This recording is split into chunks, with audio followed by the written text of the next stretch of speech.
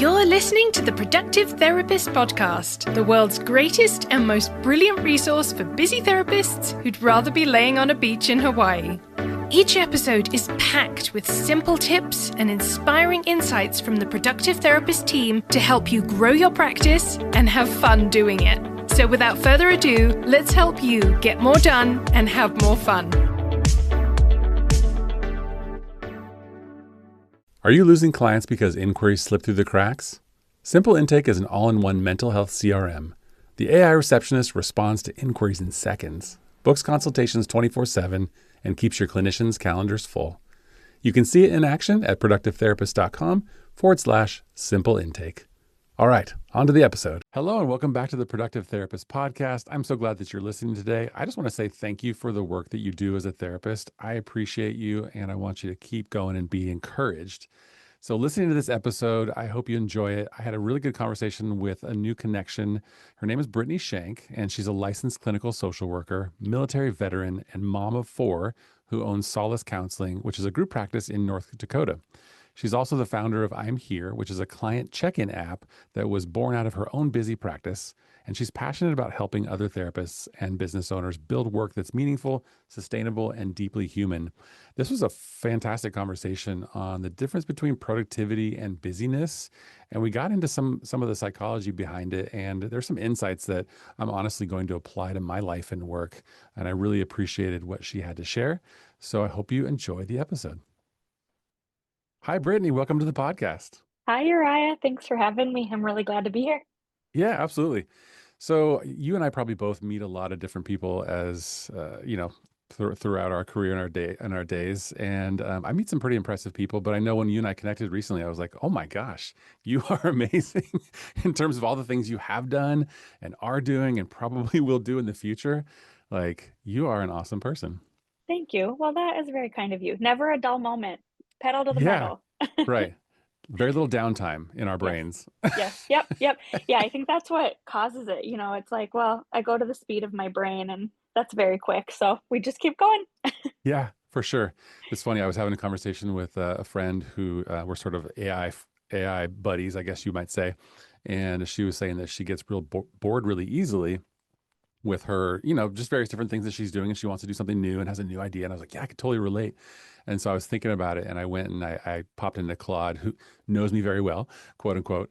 And I said, do you think I get bored easily? And do I move on too quick from things? And it was like, well, yeah, you kind of do. You told me that you have shiny object syndrome a lot of time. And so it's constantly telling me like, that's a great idea, Uriah. Don't do it. I'm like, thank you very much, Claude. Mm-hmm.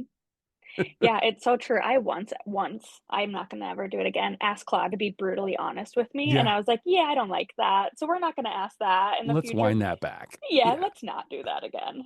That's so funny. Because if you ask your therapist who knows you well, like a question, they're going to give you an honest answer, but they're also going to pay attention to all of the nuances of human psychology, right? Yeah, they're attuned to you. So they're like, she wants brutally honest. What that Yes. looks like for her is different than the next person. So Yeah, true. Claude can't do that. So I got brutal honesty and I was like, yeah, next time I'll say, please be honest, but softly. Be kind. Yeah. Yeah, like be kind. That's great. So for the people who don't know who you are, I would love to hear a little bit about your story, about your business journey, who you are, and all that would be awesome. Yeah, sure. Happy to give just kind of an overview. If there's anything you don't hear me say or anything you want me to hone in on, of course, just Yeah. let me know. But as you said, my name's Brittany. I am in Fargo, North Dakota. Very cold here, very friendly people, very unfriendly winters.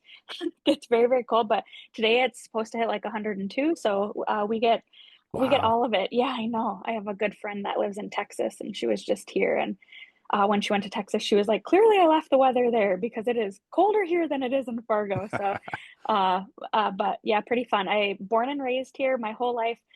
So I'm used to smaller communities, not tiny communities, but used to small communities. We have a beautiful problem in our area of not having enough therapists. And so I have a very different struggle sometimes than what other people have, where more and more services are really needed in our community. So that's kind of a fun piece. I just retired from the military on Friday after 20 years of being in the military, which has been a really cool Amazing. experience. Yeah. Congrats. Thank you. It was a really beautiful, emotional ceremony. I had said I've been in the military more of my life than I have not at this point. So that was very special. I joined when I was 18, and that was a really cool, humbling experience where I got to just really get to know myself and learn a lot about who I was during a time that I didn't really know much about myself. So that's a really cool piece of my journey. I'm a mom. I have four kids, ranging in ages of 11 to 2. And I would say most things that I do in life are surrounded around how do I be a good mom. Of course, my definition of a good mom, all of our definitions might look different there, but that's probably the biggest purpose that I can think of in life for me. My husband is the COO at our office. We met working together.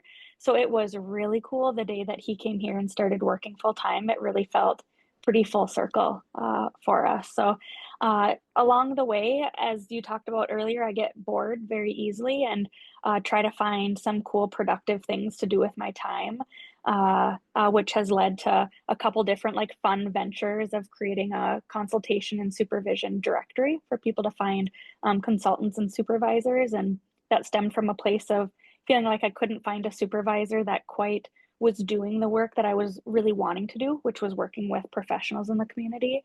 And then most recently created a very basic yet very helpful app to sign clients in when they come into the waiting room. So clinicians know when their clients have arrived and nobody's sitting there waiting, wondering. And so that's been a really fun, cool experience as well. I love that. Yeah. So I have to ask you, what is more challenging or what has been more challenging, serving in the military for all those years or raising four kids? That's a really good question. Okay, I feel like I'm going to cheat here. Raising four kids while serving in the military has been Okay. a Okay. You challenge. win. So the beginning of my career, I would say the first 10 years of my career were pretty easy. And I don't mean easy like hmm not simple easy, but it just wasn't so complex. Maybe that's a good way to say it. And golly, once I started having kids, it really changed of like I retired from the guard. So we do a lot of weekends and so Right. most people are working full-time jobs while being in the hmm military. And that's when it got tricky. And honestly, the tricky piece became I just didn't feel like I was giving as much to the guard as I used to give. And I like to do lots of things and I like to do productive things. But by golly, I like to do them really, really well. And I didn't feel like I was Sure. doing it really, really well anymore. And so I would say that was the hardest part was once I started having kids, trying to balance those pieces, just felt like I couldn't give my all to it anymore. hmm That makes sense. Yeah.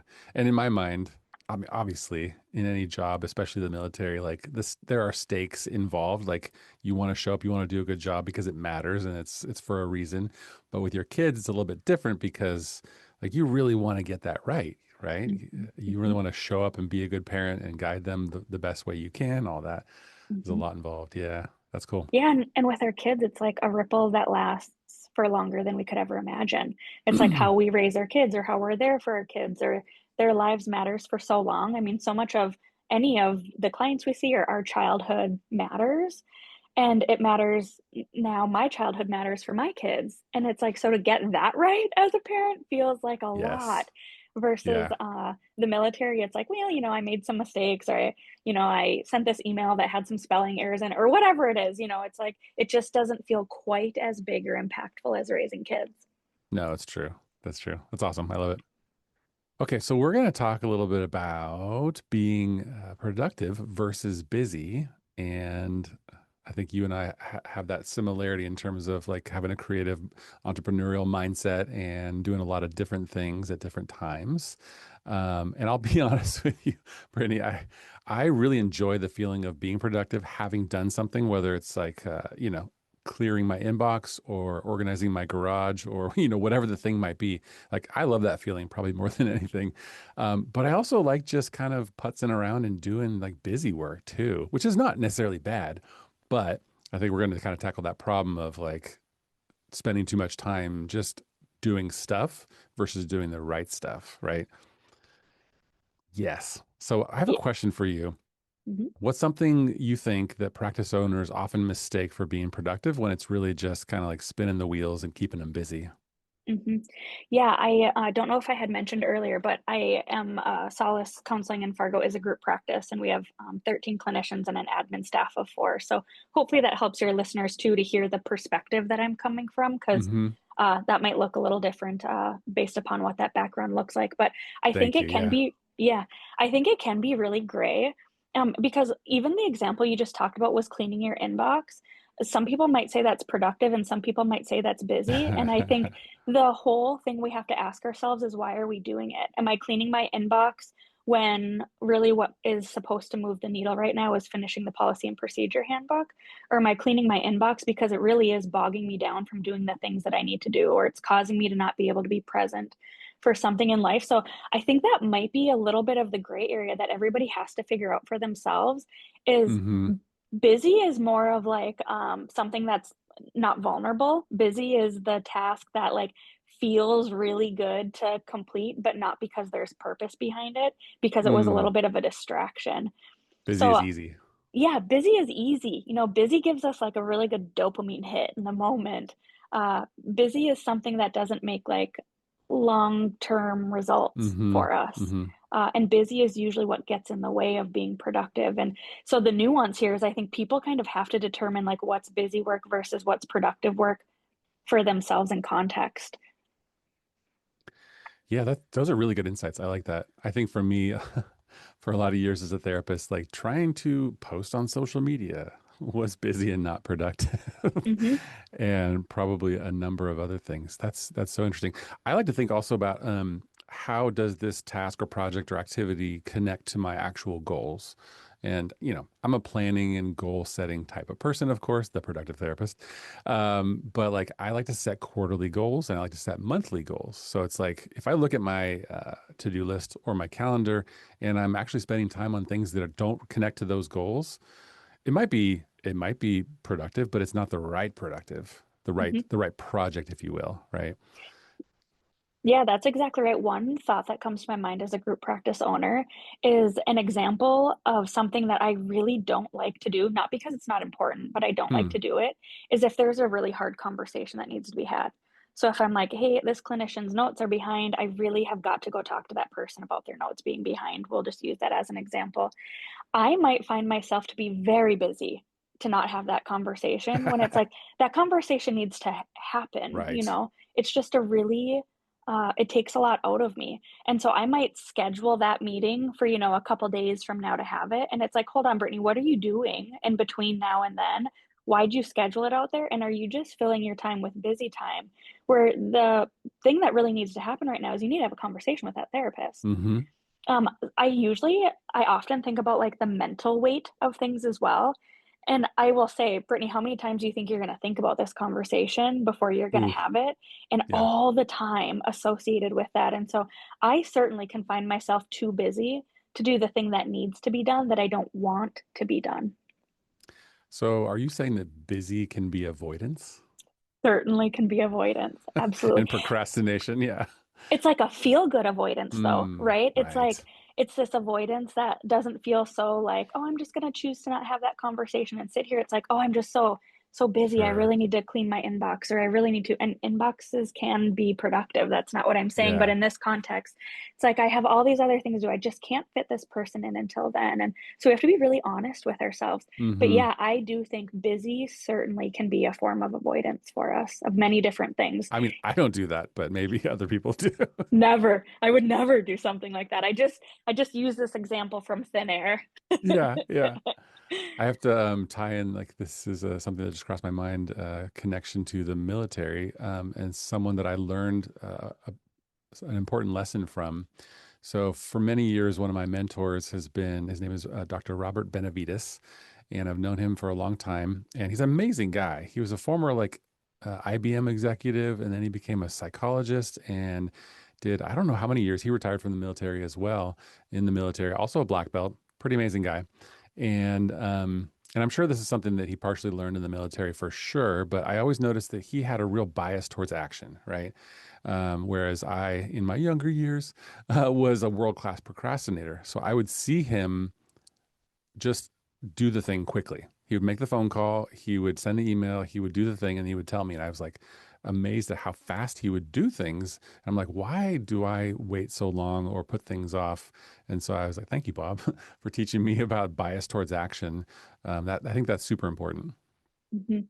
Yeah, I agree with that. And I think that's a great thought. I get like um email in my inbox every week that says like a task that you can do in like under 60 seconds or whatever. And one Hmm. of the things that it had sent me recently, built in Claude, if you're curious, but one of the things it had said recently is if there's a task that takes 2 minutes or less, just do it now. And even if we go back to that conversation I was talking about with the clinician, does it have to be that? Like, does it have to be a sit down meeting? Can I just Right. pop in and say, hey, so glad to see you. I'm so glad you're here. I hope you're doing well. I just wanted to catch up with you for just a second. You have some overdue notes. Do you think you can get those done today? It doesn't have to be so big, but yeah, we can procrastinate it and make this productive thing very busy or very elongated for us when it probably doesn't need to be. The 2 minute rule is a good one. I believe that originally comes from the book Getting Things Done by David Allen.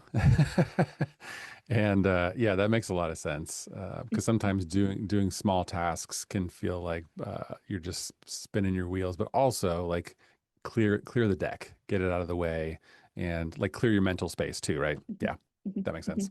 I was thinking about this. I don't know if you'd agree with this, but of course, productive therapists, we are working in the operational side of practices for intake with our virtual assistant team, handling that for folks.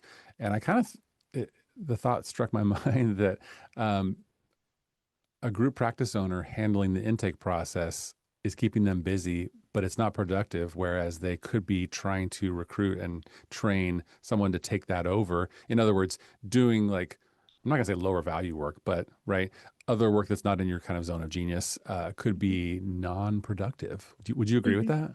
Oh, yeah, I certainly agree with that. And there was something that I had mentioned in the beginning, which was that dopamine hit. We feel really good when we do busy things. And busy things are things just like what you're talking about, where it's like, it's certainly not below us. However, if we look at the caliber of what we're able to do versus the caliber of the things that we're doing, do they equate or Hmm. not? And so, as a clinician, can you answer phones? Can you schedule people? Certainly, you can answer phones and schedule people. You also can provide diagnostic assessments. You can diagnose people. You can treatment plan. You can do these things that are um, so higher elevated than that scope right there. And the difference, though, is if you're in your zone of ability, it feels much more risky. It feels Hmm. like, can I answer a phone and schedule somebody correctly? 100% every time, slam dunk, got it. Can you diagnose somebody properly? Can you have a conversation with them about this impactful diagnosis that you're scared? There's a whole lot more vulnerability to that than there is the Interesting. slam dunk answer the phone stuff. So I really do believe I do think there needs to be a balance. We need dopamine hits. We need a really feel good moment. If everything we were doing all day long were the high Yeah. level tasks we're Right. able to do, we'd be so exhausted. I think we'd be very, very burnt out. And that's anybody. I mean, take any profession. If they're operating at their highest level constantly, that's just too much. So we certainly need the busy tasks or the tasks where we're like, 100% I got this. But we need to Winning. be yeah, winning. Yeah, hashtag winning constantly. But I think we need to be so aware of why are we doing those tasks? Is it because we're like, I need a little bit of time to like settle and feel Hmm. productive? Go ahead and do that. But Hmm. make sure it's not your default because I do think we get very used to operating at different levels or certain levels, and I think we've gotten very used to being busy. And which brings me to another point is I think we've gotten so used to being busy that sometimes we're busy and we don't need to be. It's like just take a moment and chill. Do you Yeah. need to eat, watch TikTok, and do a policy and procedure manual at the same time? Certainly not. There was a challenge on a podcast I listened to. I don't know, it had to have been over a year ago. And unfortunately, I can't remember who the podcaster was. But the challenge that they had given was to hone in on each day doing one thing just for a portion of the day. Take 10 minutes and do one thing.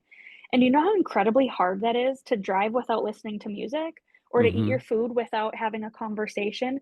Like, hone in and do one thing. We do not need to be busy all the time. And those are busy tasks. Eating your food and watching TikTok, those are busy tasks that you're doing. Just focus on one of them and make it productive. Oh, I love that so much. Yeah. We do too much most of the time. And folks like you and I and people listening to this podcast can be absolutely too productive. And it's a good idea to slow down, do less. I like that a lot. I like that a I, lot. and I do think sometimes that's what causes us to not get into like the true productive zone. When I say Mm-hmm. productive, I mean something that's Mm-hmm. moving the needle, like something Right. sincerely moving the needle that's going to help you in the long run. And I think because we get bogged down with too much busyness, we now can't enter the zone for being truly productive. And so it's almost like I don't know, spinning your wheels is like a good Mm-hmm. analogy for it. We're just spinning our wheels. We're not getting anywhere, but we're getting this like, happiness feeling from spinning our wheels. But long term, we're not. We're like, I'm constantly busy. I don't have any downtime. Well, that's because you're eating, writing a policy and procedure manual, listening to music, and having a Ah, conversation all at the same time. yeah. Yeah. Go easy on yourself. Yeah, go easy on yourself. Calm it down. One of my favorite books, and I actually do reread this book. I sometimes take it on vacation too. The book is called Time Off. And maybe I'll put the link in the show notes because I can't remember the authors, but it's a fantastic book. And it actually just has short chapters talking about taking time off, talking about leisure, and talking about like balance in life and work. And it gives like, it talks about various different people in history and talks about how they thought about this. And the interesting thing that stood out about that book is how it talks about in the distant past, hundreds of years ago, maybe thousands, there was this concept of noble leisure where it was like, if you're working so hard, that must mean, that's not a good thing. Like working too hard is not a good thing. If you have time to rest, relax, think, write, basically not do much, like that is actually desirable and noble. I was like, what? That's insane. Yeah, that's such a spin on it because the Yeah. opposite is kind of true. We feel unproductive or we feel lazy if we're not busy all the time. And gosh, I don't know exactly like where that comes from. I'm sure it's many, many, many different avenues hitting our Yeah. brain at once. But yeah, the number of people, including myself, that feels bad if I'm not doing something or feels this like urgency when things are too calm. Hmm. Uh, or we give ourselves like, okay, I'll sit for 2 or 3 minutes and then and it's like, gosh, that is so Mm. ingrained in us. Before we continue, I want to tell you about my product, Simple Intake. As a longtime practice owner, I always had the same problem. Too many inquiries were slipping through the cracks. So I built the solution. Simple Intake is an all-in-one mental health CRM that actually works. It responds to inquiries in seconds with an AI receptionist, follows up automatically, and schedules consultations 24/7. So your clinicians stay booked, you stop losing new clients, and you finally get your time back. You can see it in action at productivetherapist.com/simple intake. All right, let's get back to the episode. It all depends on your personality too, right? Because I know there's some people, I guess they're still called type A personalities, where it's like, yeah, they're not going to lay in the hammock and read a book and sip a Mai Tai. Like for them, like rest and relaxation does look like a woodworking project or, fill in the blank. So I think Yes. it depends on who you are and how your sort of psychology and neurology are. Yeah. Yeah, Yeah. What replenishes you, and like that, definitely. are you taking time to do that thing that replenishes you? Yeah. One of the other things I wanted to mention was like the vulnerability of being productive. And a lot of times the things that are productive do come with vulnerability. And so I'll Hmm. just give a really quick example if I can that I had posted my website for the app uh, for marketing. So I have, Sunday nights at 8 o'clock is what Claude told me was a really good time for me to market. And so I did a whole bunch of posting of Facebook posts and stuff one night. And the next morning, literally got out of bed and checked my phone, which terrible habit, but that's what I did. And the first thing I saw was somebody comment on one of my marketing posts that said something along the lines of, it was so harsh. Remember, I don't like harsh. It was something along the lines of, this website looks like a 3-year-old. I think it was 3-year-old made it. You can't even tell the pricing. I mean, it was just slamming the website. And it froze me for a while. Like I was like, who am I that I can't even get this website right? Should I even be doing this? And it really took the air out from underneath me for longer than it should have. I mean, I certainly was at noon that day and was still like just kind of recovering from that. And, got the website fixed and responded. And he actually became a subscriber to the app, which was really cool. No And way. yeah, which was really cool in the long run. But all of that to say, what I'm trying to tie this to is usually the vulnerable thing is the productive thing. And so what I know, what us business owners know, is that we have to get the word out for our counseling practices. And if we're low on clients, then we need to do some sort of marketing. But marketing is very vulnerable because that Mm-hmm. opens you up to getting the message of, I went there once and that place sucked. Or that gives the message of, Sure. that place is in a janky part of the neighborhood or whatever that is. It's a very vulnerable thing. You're putting yourself out there for scrutinization, for attack. Usually that's the thing though, that's keeping us from being productive is we're worried about the Mm, vulnerability of it. And so it's having the tough conversation with the clinician, like, is she going to be upset? Is she going to reject me? Is she going to quit? Wherever my mind goes with that, there's usually vulnerability. However, if I'm clearing out my inbox, let's use that example, and it's a busy task for it, it's like, I'm not going to get rejected if I'm clearing out my inbox. Nobody's rejecting me in that space. That is a safe space. But usually productivity can be tied to something very vulnerable. And so if people are trying to figure out, hey, is this busy? Is this productive? What is this? I'd ask you to kind of ask yourself some of that. Is the thing I'm avoiding doing or I'm trying so hard to do, is it something that's going to move the needle? And is there vulnerability tied to it? And if both of those are a yes, that likely is a pretty productive thing that you're trying to do. I'm doing our policies and procedures manual. That's something that will help us for a very long time. But also, like, what if some people disagree with the policies that are finally written down? So there's certainly vulnerability to it. And so just for people to recognize, we're not avoiding it for something that makes no sense. It makes sense why we're avoiding some of the things that we're mm-hmm. doing. There's some risk involved. Yeah. I'm Yep. definitely going to write down that quote, Brittany Shank. True productivity requires vulnerability. That's really good.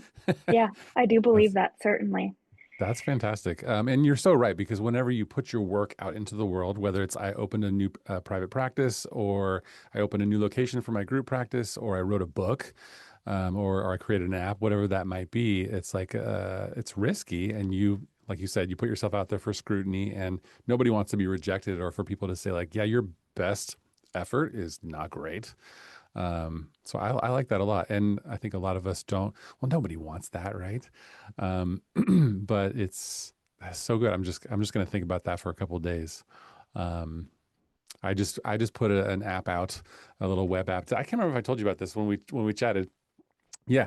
So I use Claude Code to build this game for therapists to help them improve their intake process. Yeah, I'll show it to you. It's at quest.productivetherapist.com, and the headline is the intake game every therapist needs to play. So you like complete challenges, and you collect coins, and you do all these kinds of things.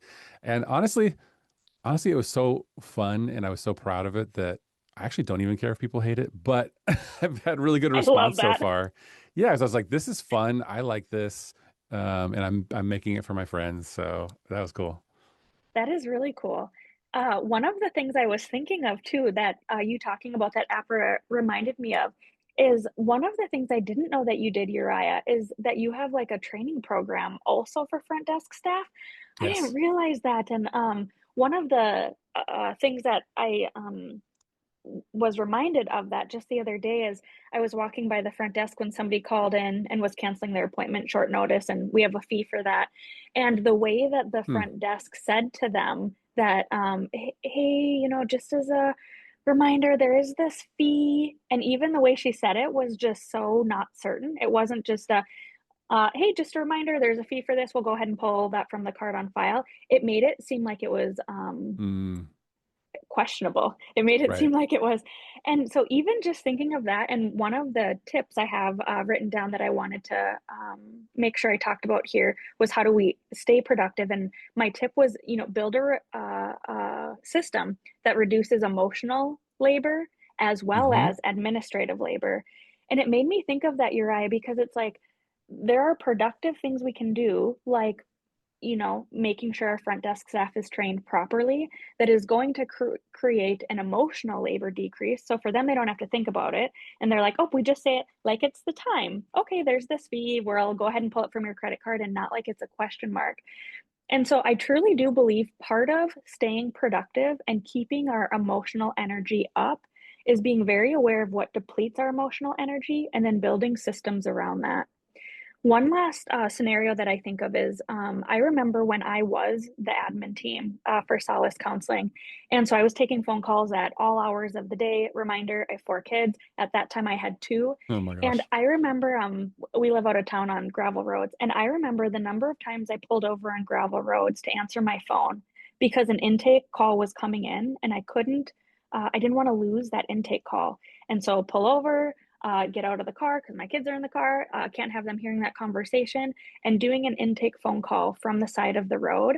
And can we all do that? Certainly, we can all do that. But the emotional labor that took for me, where I was like, I am literally stopping middle of the road with my kids in the car of going to do something fun so I can take these phone calls. And so for everybody, that emotional labor is different. For me, it's like I really Mm-hmm. want my time with my family protected. There's a high emotional cost to that, but I know the productivity piece needs me to answer that phone call. And so I really encourage people to consider what is the emotional labor that's really high for them and what systems can they put in place to take care of that. I love that. So how would you do that differently now? Or how would that scenario look different now? I'm Yeah, sure a I lot mean, different, but like what system did you put in place so that didn't happen again?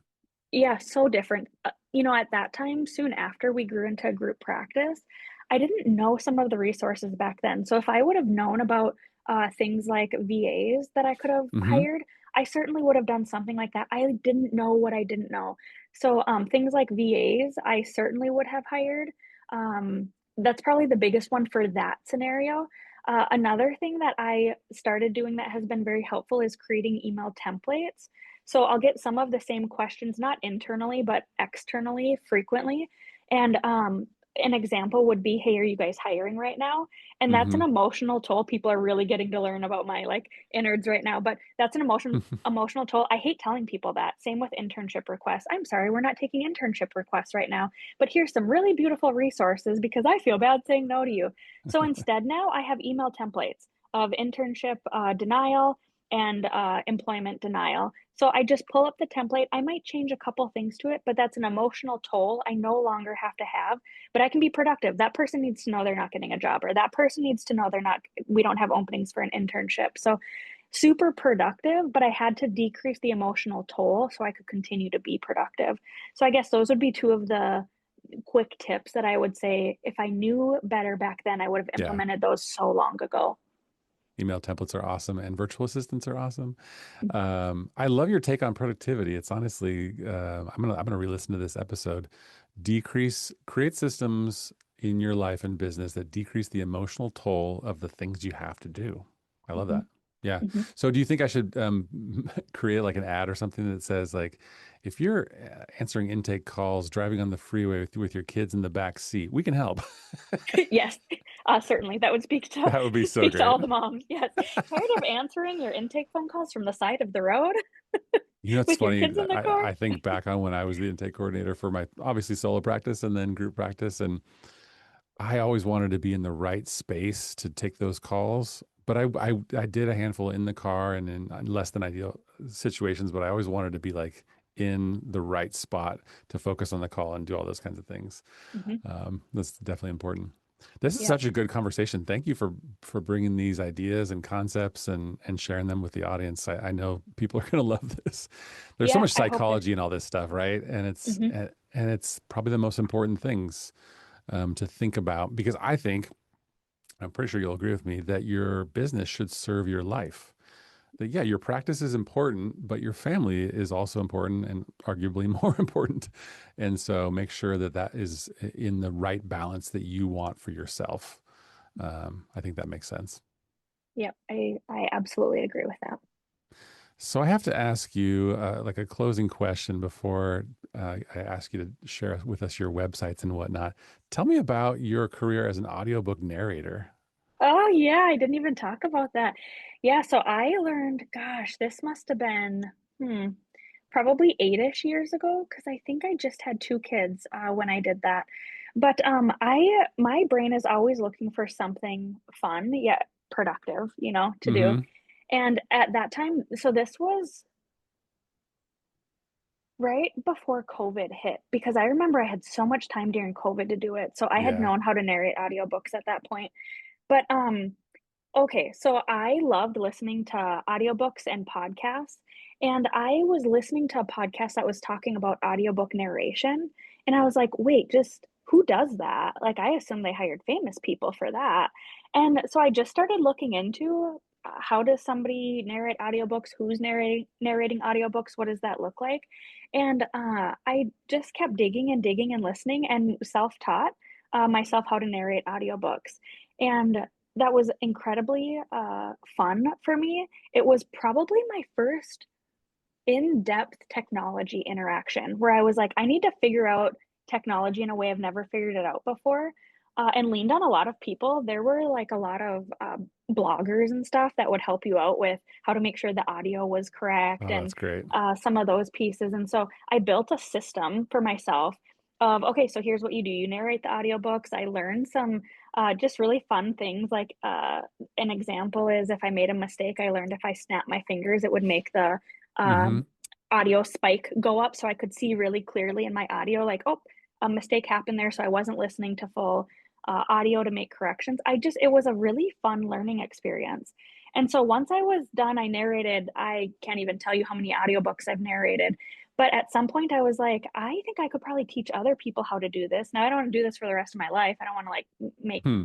classes and stuff for the rest of my life. But so I wrote a book on how to narrate audiobooks, like a beginner's guide. Here's all the words that you're gonna need to know, and here's what they mean. And, yeah, I made a guide on how to narrate audiobooks and kind of the formula that I used, and, that was, yeah, really fun piece of that. Every once in a while, I'll get some email questions or things like that on, like, "Hey, what do you mean by this?" Or, "I narrated my first audiobook, so exciting." And so, yeah, really fun kind of, thing I learned and kinda gift to other people of, yeah, you too can narrate audiobooks. There's not a deficit of the number of things we can do that we wanna do. You just gotta take the time to learn it and get the right people around you.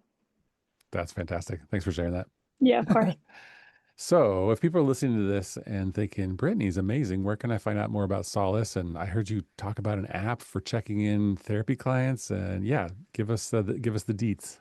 Yeah, so, solacecodirectory.com is where you can go for either the clinical supervision, side of things or, the app. You'll just see a little button at top that says "I'm here" app, and you can, look through all of that stuff.